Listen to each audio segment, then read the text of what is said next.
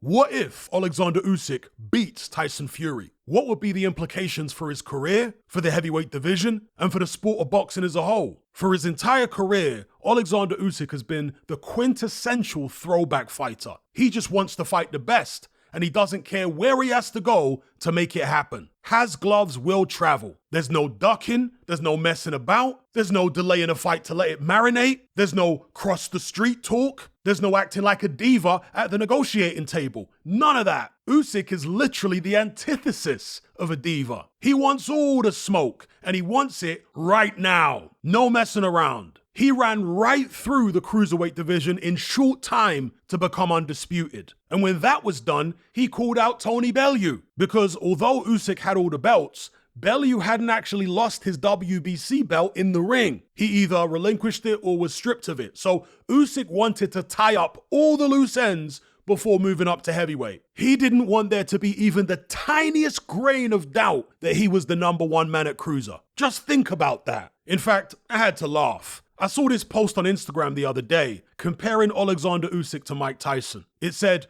Usyk's been pro for 11 years and he's only had 21 fights, whereas Mike Tyson reached 21 fights in just over a year. The inference being that this somehow proves that Mike Tyson was so much greater than Usyk. It was obviously some Tyson fanboy. Yeah, Mike Tyson fought 21 times in just over a year against bums. Mitch Green and James Tillis were tough journeymen. Jesse Ferguson was a fringe contender at best. The other 18 fighters were absolute stiffs. There wasn't one world champion or former world champion among them, not even one. Whereas in Oleksandr Usyk's 21 pro fights to date, he's fought at least 7 world champions, most of them in their prime. Usyk won his first world title in his 10th pro fight, whereas in Mike Tyson's 10th fight, he fought this guy. I mean, come on, it's night and day. Usyk was fighting quality, whereas Mike Tyson was fighting quantity. Tyson didn't challenge for his first world title until he was 27-0. And I'm not knocking Mike Tyson, by the way. He was a great fighter. Ran through the heavyweight division in his prime, just like Usyk ran through the cruiserweight division. And I'm not saying that Usyk would beat a prime Mike Tyson either, necessarily. But so many of Mike Tyson's supporters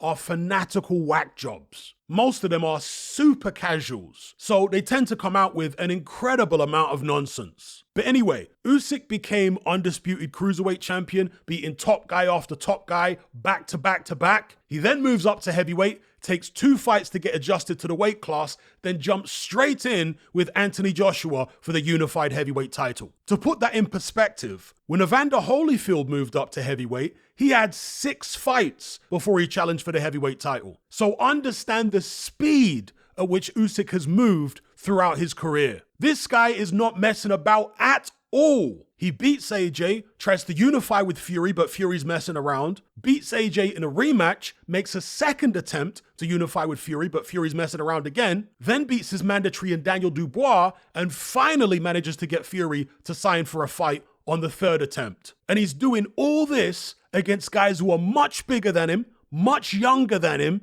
and they all hit harder than him as well. Usyk has set an example of how you're supposed to conduct yourself as a champion. He's raised the bar. He's set the standard. But because he's not a household name in the way that someone like Canelo Alvarez is, for example, very few fighters are being held to Usyk's standard. But if Usyk were to beat Tyson Fury, then that's exactly what would happen. The heavyweight champion is the face of boxing. If you've got this guy who's shorter, smaller, weaker, and older than everyone else, but yet he's still willing to fight all the top guys back to back to back to back to back, usually in their own hometown, then fans are going to start pointing to champions in other divisions and saying, well, what the hell is your excuse? Look at what Usyk just did. With all the physical disadvantages, with all the odds stacked against him, he still wanted all the smoke. No messing around, no ducking, no letting fights marinate or any of this rubbish. Just top guy after top guy after top guy. That is what we expect from a world champion. If Usyk beats Tyson Fury, it puts the entire sport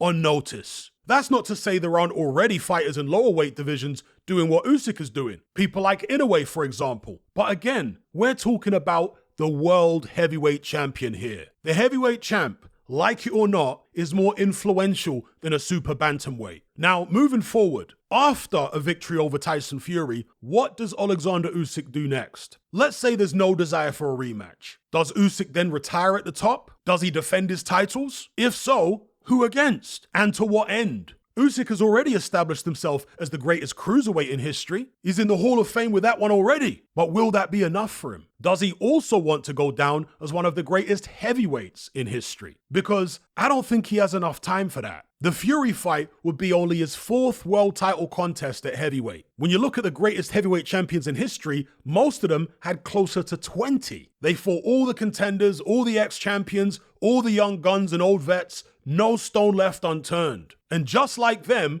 Usyk is the type of fighter who wants to flip over every stone and fight everyone. But at 37 years of age, in a division full of giants, I can't see him making it. He just doesn't have enough time. And unlike Tyson Fury, Usyk has never actually claimed to be the greatest heavyweight in history or even one of them. So as far as I'm concerned, he's under no moral obligation to prove that he is. Therefore, if he wins, I think he'd be well advised to bow out at the top as an undefeated, 2-weight undisputed champion, 22-0. Perhaps not the resume to call himself the greatest heavyweight in history, but certainly the resume to call himself the greatest cruiserweight in history, and with his achievements in both weight classes combined, certainly enough to be considered one of the greatest pound-for-pound fighters in history as well. And before I go, I want to give a shout out to all the new subscribers to my Patreon page. I cover loads of different topics in my weekly podcast, as you can see on screen right now, from current events to deep dives down the rabbit hole and everything in between. I'm really enjoying the feedback and the discussions we've been having on there lately. So if you'd like to join the conversation, just click the link in the description box below. Are you sick and tired of the mainstream mindset? Does the dogmatic conformity and pathological ignorance have you tearing your hair out in frustration? Then don't be alone. Come and join our brotherhood on Patreon. We stand as a beacon of reason against an army of insanity. You'll gain access to my weekly topical podcast where we take more deep dives than Jacques Cousteau on an endless variety of subjects. There's also videos, interviews, live Q&As, as well as a vast back catalogue of previous episodes, including my popular Confessions of a Nightclub Bouncer series. You can listen via the Patreon app or download in high-quality MP3. Connect with myself and hundreds of other members in our Element chat group. There's no contract, no commitment, you can cancel at any time, and it's cheaper than a Mickey D's McMuffin. Just head to my Patreon page via the link below this video and select the tier called the Brotherhood of Reason. I'll see you over there.